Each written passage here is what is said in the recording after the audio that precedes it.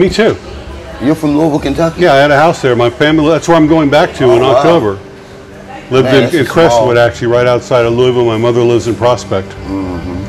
Wow, so that's a small world. We're brothers, man. Yeah, we're brothers. I never knew that part. Yeah.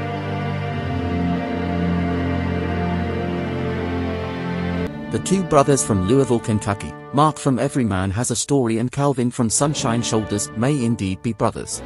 Both tried to turn off their own lights before seeking refuge and solace here in the Philippines. Both are recovered drug addicts. Both had no knowledge of Southeast Asia and the age gap relationship dynamics. This has become an obsession for Calvin. With claims to being boots on the ground, he is now a shallow couch view of the Philippines. The two brothers moved east to find financial security. They cannot survive out in the West. They are relying on YouTube to sustain themselves here, portraying kings whilst misinformed about the true culture and way of life here. Is this simpler lifestyle grabs a hold of us. Some people even call it boring.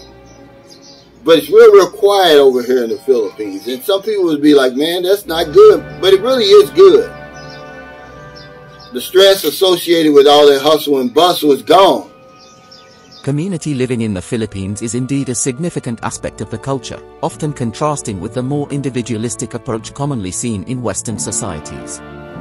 This cultural trait is reflected in the bayanihan spirit, which is the Filipino custom of working together for a common good, helping neighbors, and sharing resources during times of need. The communal lifestyle means that Filipinos often engage in frequent social interactions, celebrations, and gatherings, which can contribute to the perception of being noisy. It's common for neighbors to know each other well, participate in local events, and offer support in various forms. This close-knit community structure can be a source of great comfort and assistance, especially during challenging times. This can also lead to situations where there is less privacy and a greater expectation to conform to community norms. For someone from a culture that values individuality and personal space, this can sometimes be overwhelming and may feel like a headache. The expectation to get along with the community might mean that personal boundaries are often crossed, and there's an unspoken obligation to participate in community affairs. While this can be a significant adjustment for expats or those accustomed to Western living standards, many find the warmth and generosity of the Filipino people to be a rewarding aspect of life in the Philippines. The sense of belonging and mutual support is something that many come to appreciate over time.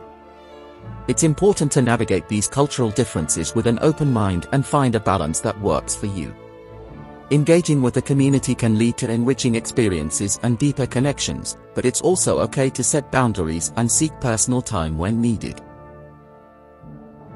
Meanwhile, money. Your family was really struggling for money, so you needed the money. And 7-day-a-week, 24-hour-a-day job, right? Yep.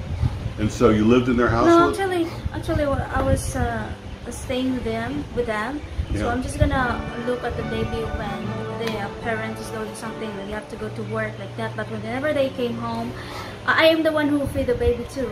But when they came home from work, they are the one who took care of the baby. Took out the baby with them.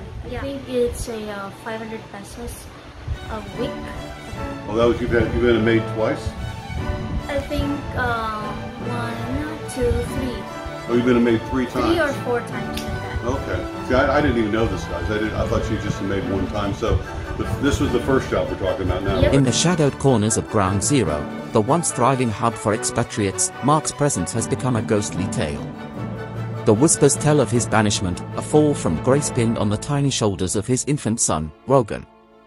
Yet, the plot thickens as Mark turns the camera's gaze upon Jen, his unsuspecting partner. Through a lens darkly, he paints the Philippines, a land vibrant with life and labor, as a canvas of despair, a place unworthy of his standards. It's a narrative spun with threads of necessity, suggesting that without him, Jen would be adrift in a sea of uncertainty, unable to navigate the complexities of a life less ordinary. In the tapestry of the Filipino workforce, young Jen was but a thread, weaving her story in the margins where labor laws cast no shadow. Her world was the home of her employers, a sanctuary where work and life entwined seamlessly. There, she blossomed under their care, nurtured as one of their own, a testament to the enduring strength of familial bonds that pulse at the heart of the Philippines and other nations where kinship transcends blood. For Jen, and many like her, this was the rhythm of life, a dance of mutual support and growth, perfectly in step with the cultural heartbeat. In a narrative cloaked in shadows, Mart casts himself as the gallant knight amidst the perceived gloom of the Philippines. His tales, woven with threads of disillusion, aim to elevate his role to that of Jen's guardian against a backdrop of adversity. Yet, the story he tells belies the truth of a land where 2,000 pesos once held the weight of prosperity in the tranquil provinces. This was not the yoke of formal employment but a familial pact, where the lines between home and work blurred into a portrait of communal care. To paint this tableau as one of suffering is to overlook the gratitude of a family, whose daughters' contributions, modest though they may be, were a boon, a relief from the worries of sustenance and shelter.